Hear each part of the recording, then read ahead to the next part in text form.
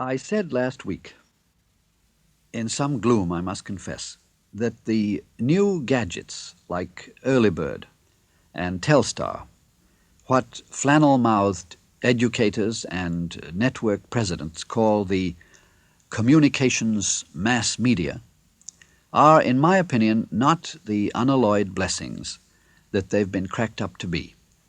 I must say that I get more and more depressed at the sheer denseness of people who keep holding conferences and throwing large cocktail parties, which they do in New York, to tell us how splendid it is that we can now talk to each other in a split second and see each other via a couple of satellites.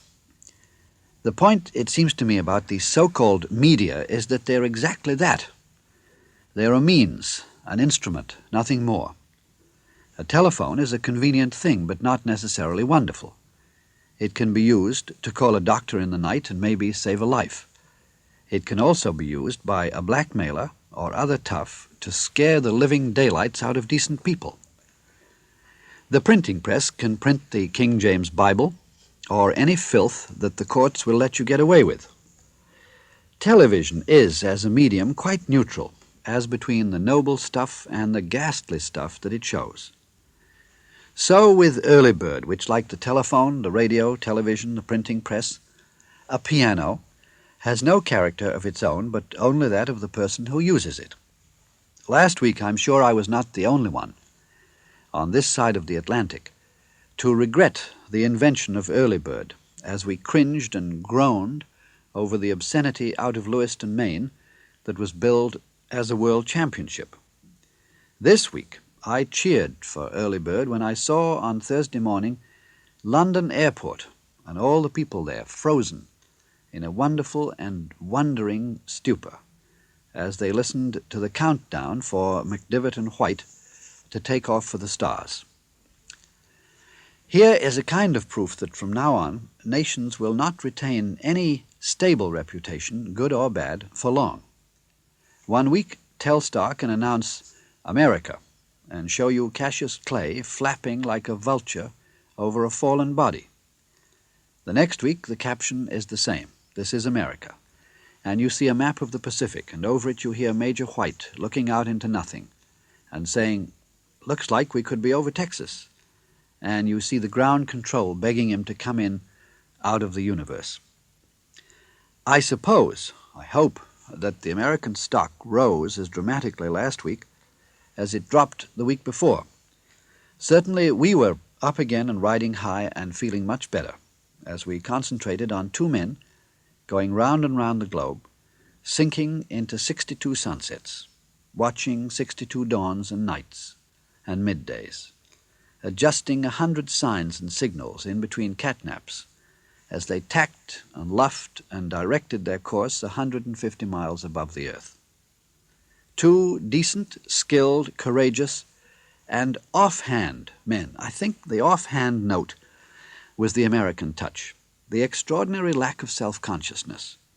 Of course, they're too busy to show off or perhaps even to be aware of the millions of humans down below listening and watching. Or maybe we've been stupefied by the science fiction movies, whose heroes are always the most god-awful, upright, downright, monumentally grim prima donnas, rewriting the history books practically with a hammer and chisel. But even the Midwestern earthiness of John Glenn and the rollicking airs of his successors had not prepared us for the comic scene 200 miles northeast of Hawaii on Thursday afternoon. It was like a small, absurd bit in a futurist play by Bernard Shaw. On the stage, though, it would have seemed contrived. In life, it was hilarious. Down below, the biggest audience on earth lean into TV sets and stop in railway stations and pull into the curb and shush their loving spouses. Ed White, Major White, is about to walk out into space, tethered only by a 25-foot nylon cord. And if that goes, he'd orbit on his own, and his oxygen might last an hour or two, and then we'd been given more than a hint. He would, as the old spiritual said, take a closer walk with thee, dear Lord. It was one of those public moments when the impulse to make a joke is a reflex of the general hysteria, and when all jokes would be tasteless. Then what happens? He gets out, and he's so overcome by the Lord alone knows what he was seeing that he's struck dumb. McDivitt, the pilot, is in there taking movies like mad and saying, "Ed, you keep staying too close. Move over, and I'll take your picture," which is, I think, my favorite quotation from the space age. And then White, triggering that space gun that helps him control his movements, ejecting little jets of oxygen to the right and the left, like a baby with its first flit gun. White is having a ball in space, and important old Gemini Control in Houston is having fits because he's simply not attending to teacher. They keep intoning, "Get back in there, come on back." And through the rumble and the bubble of the static, we hear McDivitt telling him to look pretty and walk away a bit so he won't come out all blurry when they get the pictures back from the corner drugstore. And you can imagine them in Houston, like big Frank Capra villains, powerful executives and doctors in white coats, saying, "What is the matter with the man? Get back in there." Finally they say to McDivitt, "Tell him the flight director says to get back in." That did it.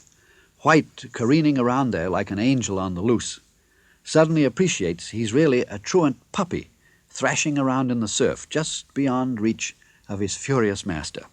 "Okay," he says, "okay, I'm coming, boy," and ducks in through the hatch, and is soon, as Major McDivitt reports to a relieved world, buttoned back in.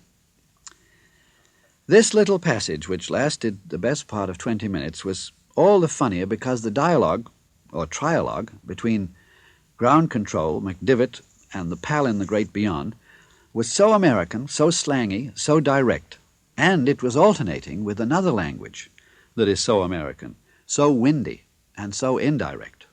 Some official saying, "The fuel for the second stage is temperature-wise a critical propellant," and control saying, "10 seconds to suit integrity rundown," which means checking to see there are no holes in your suit. They can't even have an abbreviation WIS, meaning walk in space. They call it EVA, extravehicular activity. And meanwhile, rippling like a spring brook through this mud and concrete, are voices saying, "Couldn't look greater," and "right on the money," and "you're smearing up my windshield, you dirty dog," and "okay, he's buttoned back in." Thursday, in fact, was a great day for everybody except newspapermen covering other stories. They felt almost defensive about having their minds on anything but the flight. And naturally, a lot of stories appeared entitled, "Meanwhile, Back on Earth." One of them, which would, if possible, confuse even the people in Florida who saw the people in London airport watching the astronauts in Florida. One of these stories was about President Johnson, who ducked out of a meeting with congressional leaders shortly before the launch and went across the corridor in the White House into a reception room that has a television set. In no time, 1 or 2 newsmen had been beckoned in, including a man with a television camera. It must have been because we saw the president watching the blast-off, and, not surprisingly, so did the president. And suddenly there appeared on the screen the hunched-up picture of the great man sitting hunched up 3 feet away. The horror of this lèse-majesté suddenly struck one of the president's aides. He went over to the newsmen and he held his hand up to the photographers present.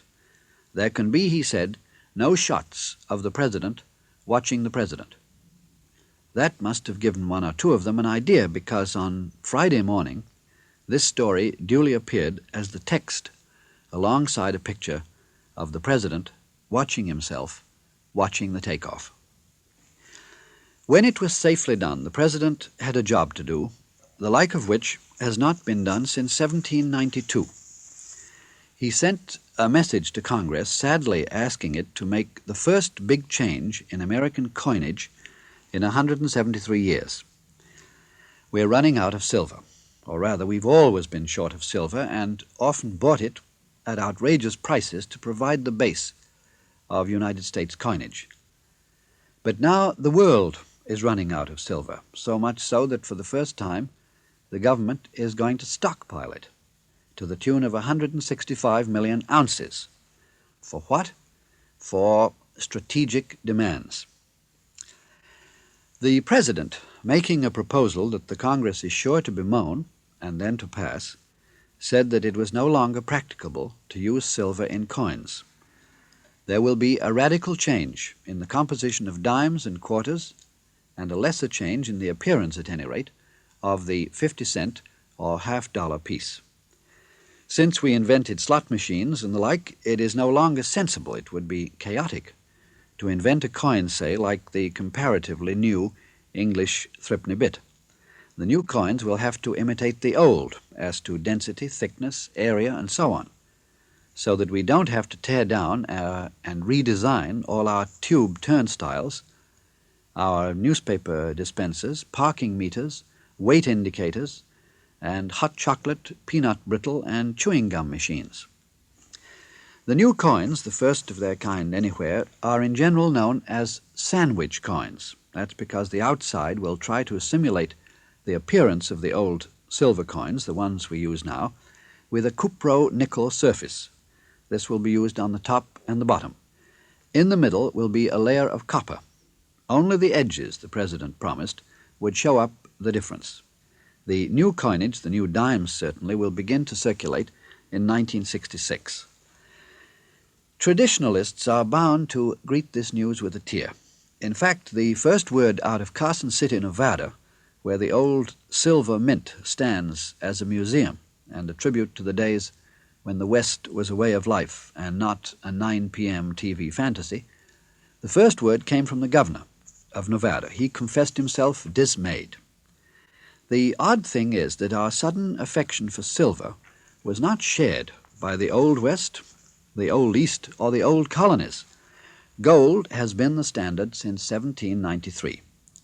The silver dollar, which I suppose is the most precious existing relic of what people take to be the good old days, actually was never circulated between the beginning of American currency in 1792 and 1873, when the silver dollar was once for all dropped from the system.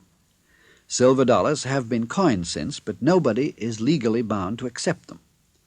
You pick them up in Western saloons and grocery stores. At least you did. Now that their official death is once again proclaimed, they'll beat a hasty retreat to the cupboards and the strong boxes of collectors. Just like, by the way, the new Kennedy half-dollar, which you practically never see going from hand to hand.